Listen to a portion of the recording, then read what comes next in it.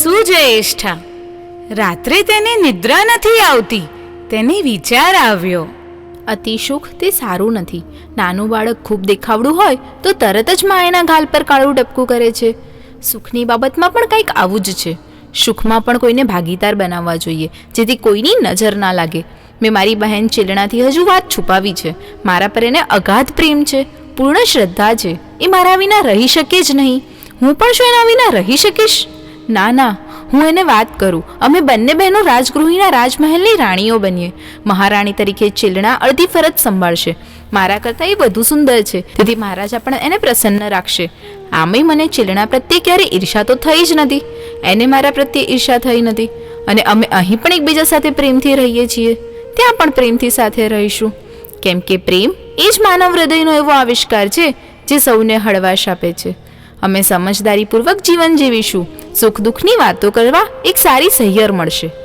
ચેલણા, જો કે મહારાજા શ્રેણિકને નંદા, ધારિણી વગેરે ગુણવતી રાણીઓ તો છે જ. જીવન માણસ સાથે ક્યારેક સુખની રંગપંચમી રમે છે, ક્યારેક સુખનો ગુલાલ એટલો ઉછાળે છે કે જીવ ગુંટાવા લાગે. હાથ ઊંચા કરીને કહેવાનું મન થાય કે બસ કરો આ સુખની છોડ. ચેલણાની સાથે અહીં પણ હું એવો સુખ અનુભવું છું. મુરલીના સ્વર જેવો એનો અવાજ કેવો મધુર છે, એનું વાકચાતુર્ય પણ કેવું અદ્ભુત છે. એ મહારાજાના હૃદયને જીતી જ લેશે. તે વિચારોમાં ગરકાવ હતી.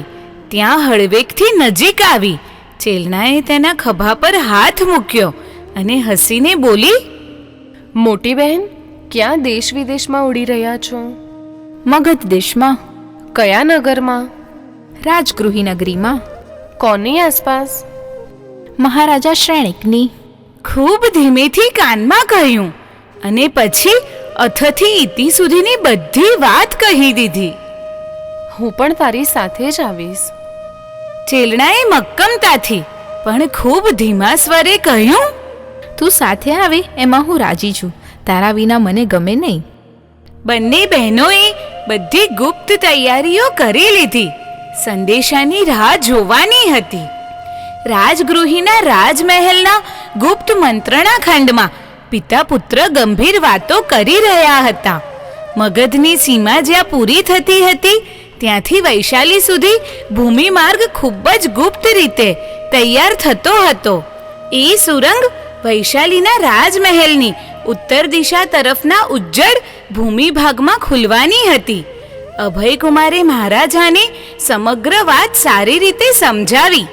સાથે સુલસાના 32 પુત્રોને અંગરક્ષક તરીકે લઈ જવાનું નક્કી કર્યું. સુલસા પુત્રો યુવાન, બલિષ્ઠ, બુદ્ધિશાળી, યુદ્ધ કુશલ, સાહસિક અને મહારાજા પ્રત્યે અગાધ પ્રેમ ધરાવનારા હતા.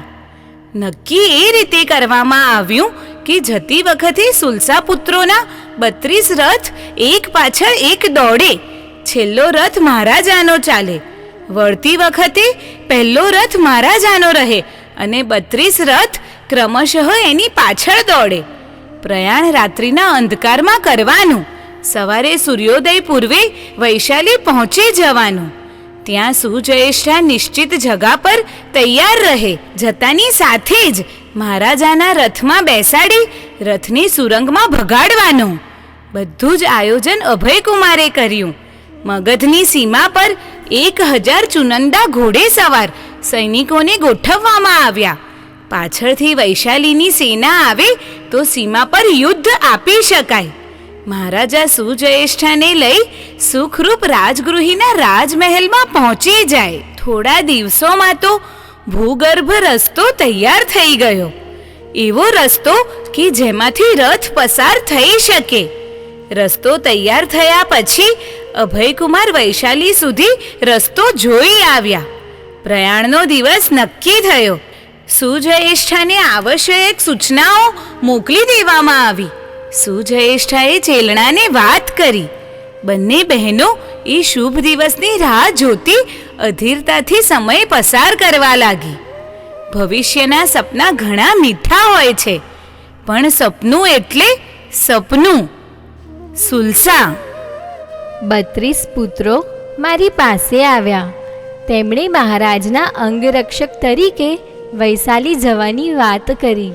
વૈશાલી અભિયાનનું કારણ બતાવ્યું. કારણ મને ન ગમ્યું. રાજકુમારીનું અપહરણ કરવું. ભલે રાજકુમારીની સંમતિ હોય છતાં અપહરણ એટલે પાપ. શા માટે મહારાજા આવું કામ કરતા હશે? અંતેપુરમાં આટલી તો રાણીઓ છે, છતાં તૃપ્તિ નથી. હા, ભગવાન મહાવીર કહે છે, જેમ જેમ વિષય ભોગ કરતા જશો તેમ તેમ ઈચ્છા પ્રબળ થતી જશે. આગમાં ઘી હોમવાથી આગ બુઝાતી નથી, પરંતુ વધુ જ્વાળાઓ પ્રગટે છે. વૈષયિક સુખો ભોગવવા જેવા નથી. ઘણું કહે છે ભગવાન, પણ જીવના પોતાના એવા પાપ કર્મો પ્રબળ હોય ત્યાં ઉપદેશ અસર નથી કરતો. ઠીક છે, મારા પુત્રો ઉપર મહારાજને ખૂબ પ્રેમ છે, વિશ્વાસ છે, એટલે એમણે પુત્રોને અંગરક્ષક બનાવ્યા છે, યુદ્ધ કુશળ બનાવ્યા છે. પુત્ર કરતાંય વધારે સ્નેહ આ 32ને આપ્યો છે. એટલે ભલે એ મહારાજની આજ્ઞાનું પાલન કરે, એમની ઈચ્છાને પૂર્ણ કરવા પુરુષાર્થ કરે. બાકી મારું મન માનતું નથી. મને તો આમાં અશુભના ભણકારા સંભળાય છે. પુત્રોના પિતા બહાર ગયા હતા. તેઓ આવ્યા. 32 પુત્રોએ પિતાના ચરણે પ્રણામ કર્યા. તેઓ તો કંઈ જાણતા જ ન હતા. મેં એમને બધી વાત કરી. તેઓ અતિ પુત્ર વત્સલ હતા. તેઓ પહેલી જ વાર મહારાજની સાથે જવાના હતા. સબળ શત્રુના ગઢમાં જવાના હતા. જરૂર પડે તો મરણીયો જંગ ખેલવાના હતા. મહારાજા સારું કરે છે કે ખોટું કરે છે આ વિચાર એમને કરવાનો ન હતો. એમને તો મહારાજની રક્ષાનો ભાર વહન કરવાનો હતો. એમની દુષ્કર કાર્ય પાર પાડવાનું હતું. મહારાજાએ એમનામાં જે અચળ વિશ્વાસ મૂકેલો છે તે વિશ્વાસને પ્રાણના ભોગે નિભાવવાનો છે. મેં સારથીના ઢીલા થઈ ગયેલા, મ્લાન થઈ ગયેલા મુખને સામે જોઈને કહ્યું, સ્વામીનાથ, ખૂબ ઉલ્લાસથી પુત્રોને વિદાય આપો. મનને જરાય ઢીલું ન પડવા દો. કર્તવ્યના માર્ગે જતા પુત્રોને પ્રોત્સાહિત કરો. નાગ સારથીની આંખો ભીની થઈ. 32 પુત્ર વધુઓ પણ ત્યાં આવી ગઈ હતી. તે બધી પણ સ્તબ્ધ બનીને ઊભી હતી. મેં 32 પુત્ર વધુઓને પ્રેમથી કહ્યું, તમે મારા વીર પરાક્રમી અને પુણ્યશાળી પુત્રોની પત્નીઓ છો.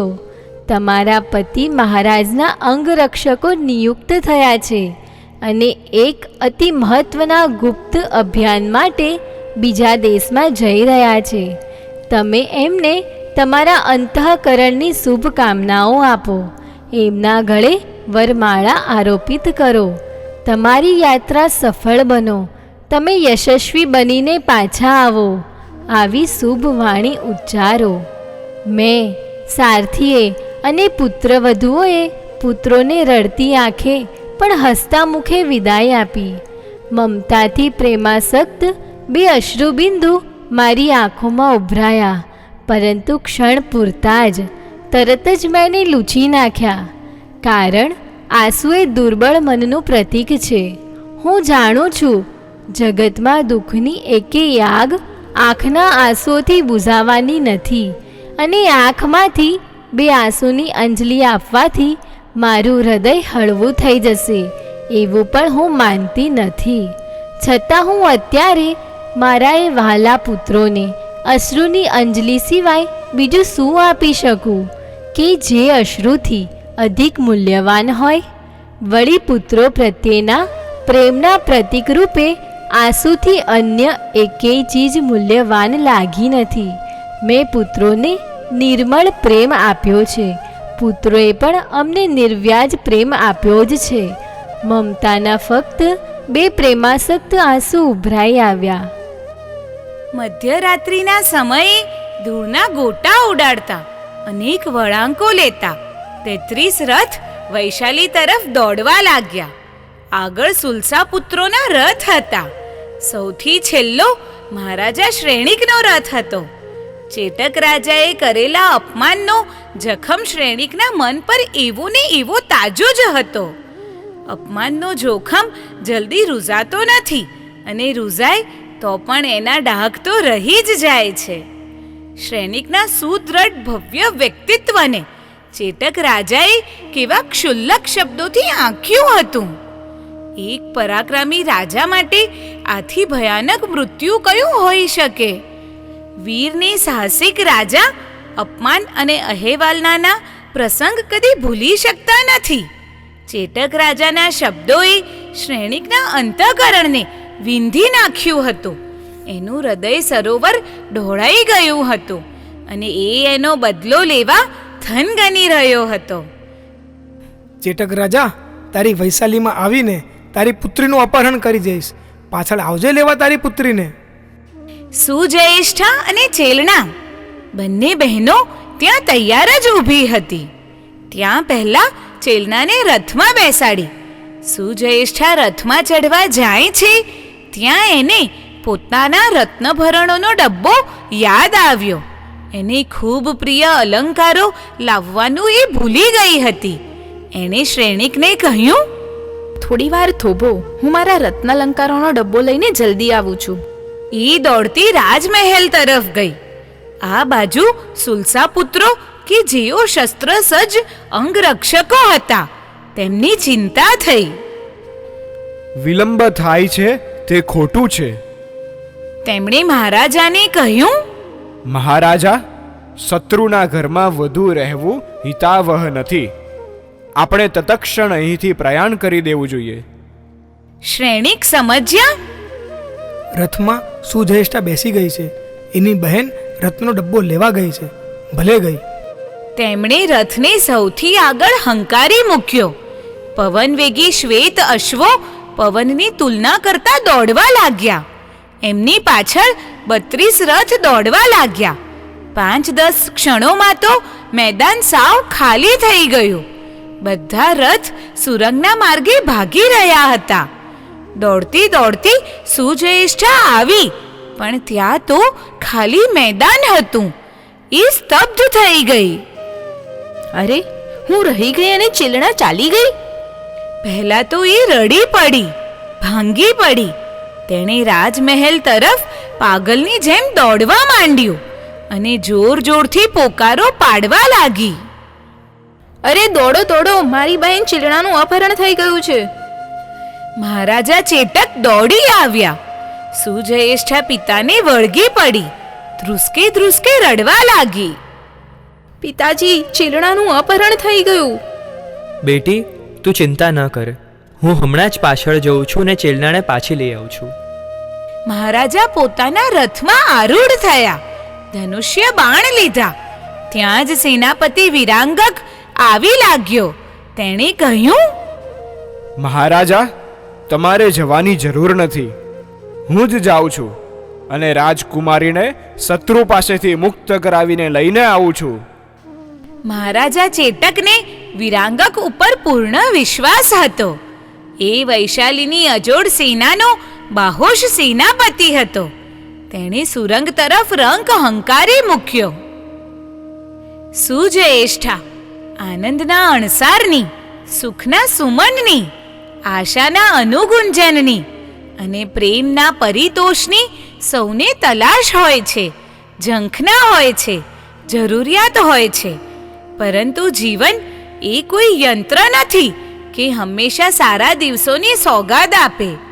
લાચાર બની ગયેલી સુજયેષ્ઠા વૈશાલીના રાજમહેલની દિવાલો પર માથું પટકી રહી હતી. પોતાની વાત એ કોઈને કરી શકે એમ ન હતી અને હૃદયમાં શૂળની જેમ કોચતી હતી. વિધાતા કેવી નિષ્ઠુર છે. અગ્નિના તણખાની જેમ આગ ભભૂકી ઉઠે તેમ સુજયેષ્ઠાના મનમાં આગ ભભૂકી ઉઠી. વીજળીના એક જ કડાકે વિશાળ વૃક્ષ પર નિશ્ચિતપણે જીવતી વેલ કેવી તૂટી પડે છે. કુરકર્મોએ મારી સ્થિતિ આવી જ કરી મૂકી. મનુષ્યના જીવનમાં વિધિની રમત એટલે ઉંદર સાથે ક્રૂર રીતે આદરેલી બિલાડીની રમત. દોષ શ્રેણિકનું નથી કે ચેલણાનો પણ નથી. હું એમના પર દોષારોપણ નથી કરતી. દોષ મારા જ પાપ કર્મોનો છે. મારા જ પાપ કર્મોએ મારી આશાઓ અરમાનો પર પાણી ફેરવી દીધું. ખેર, ભવિતવ્યતાને કોઈ મિથ્યા નથી કરી શકતું. એમ ભગવાન મહાવીર કહે છે, હું પારમાર્થિક તત્વોને જાણું છું. મારાથી રુદન ન કરાય કે રોષ પણ ન કરાય. પરંતુ હવે આ રાજમહેલના વૈભવી ભોગવિલાસમાં નિરંતર ઝૂર્યા કરવું, બળ્યા જડ્યા કરવું, એના કરતાં તો સંયમ જીવન શું ખોટું? વૈભવ માનવીને વિલાસ બનાવી દે છે. સંપત્તિ, કીર્તિ, પ્રતિષ્ઠા વગેરેની સાથે માનવી એકવાર જુગાર ખેલી શકે, પરંતુ જિંદગી સાથે કદી જુગાર ન ખેલાય. આ માનવ જીવનને વ્યર્થ ગુમાવી દેવાય નહીં. હું 4 દિવસ રાહ જોઉં. સેનાપતિ શું કરીને આવે છે? ચેલણાને લઈને આવે છે કે ખાલી હાથે આવે છે? પછી હું મારા જીવન અંગે નિર્ણય કરીશ. પણ એક વાત તો નક્કી છે કે હવે હું બીજા કોઈની સાથે લગ્ન તો નહીં જ કરું. સેનાપતિ વિરાંગક નિરાશ હતાશ વદને પાછો આવ્યો. મહારાજા ચેતક સિંહાસન પર ગંભીર છતાં ઉગ્ર મુદ્રામાં બેઠા હતા. વિરાંગકને જોતા જ ચેતક બોલી ઉઠ્યા, ચેલનાને લઈ આવ્યો ને? ના મહારાજા, હું મોડો પડ્યો. રાજા શ્રેણિક ચેલનાને લઈને સુરંગમાં સહુથી આગળ નીકળી ગયા હતા. પાછળ એના 32 અંગરક્ષકો હતા. મેં છેલ્લા રથમાં રહેલા અંગરક્ષકને એક જ તીરથી વીંધી નાખ્યો. એની સાથે સાથે 32 અંગરક્ષકો ઢળી પડ્યા અને મૃત્યુને પામ્યા. આગળ વધવા માટે મારે 32 રથોને બાજુ પર ખસેડતા ખસેડતા આગળ વધવું પડ્યું અને તેમાં ઘણો સમય ચાલ્યો ગયો અને શ્રેણિક મગધની સીમામાં પ્રવેશી ગયા. સીમા ઉપર મગધનું અશ્વ સૈન્ય શસ્ત્ર સાથે સજ્જ થઈને ઊભેલું હતું અને એટલે જ હું પાછો વળી ગયો. એટલે શ્રેણિક ચેલનાને લઈને ગયો અને એના 32 અંગરક્ષો મર્યા, એમ ને? હા મહારાજજી. સુજયેષ્ઠા મહારાજાની પાસે જ બેઠી હતી. તેણે કહ્યું, પિતાજી, હવે હર્ષ કે શોક ન કરો. આમે ચેલણાને પરણાવવાની તો હતી જ. એ એની ઈચ્છાથી શ્રેણિકને વરી છે. તો ભલે, એ મગધની મહારાણી બનશે અને સુખી થશે. તારી વાત સાચી છે બેટી, પણ મારી પુત્રીનું અપહરણ થાય એ વાતનું મારા જેવા પરાક્રમી રાજા માટે શરમજનક તો છે જ. છતાં એના 32 અંગરક્ષકો મરાયા, તેને મોતને ભેટ્યા, એનો મને આનંદ છે. પિતાજી, કોઈનાય મૃત્યુ ઉપર રાજી થવું એ શુગ્ન પુરુષને શોભતું નથી.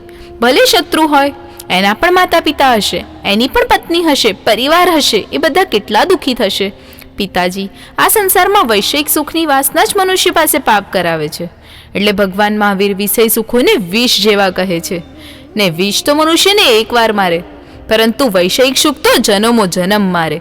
માટે હે પિતાજી, હવે મારે તો લગ્ન કરવા જ નથી. હું ભગવાન મહાવીર પાસે સાધ્વી બનીશ, આર્યાચંદનાની શિષ્યા બનીશ. મને આજ્ઞા આપો. સુજયેષ્ઠાએ વિદાય લીધી. રાણીઓ, સખીઓ, નગરજનો વિલાપ કરતા વિનવતા હતા, રાજકુમારી અમને છોડીને ન જાઓ, ન જાઓ. પણ હું દૃઢ નિશ્ચયી હતી.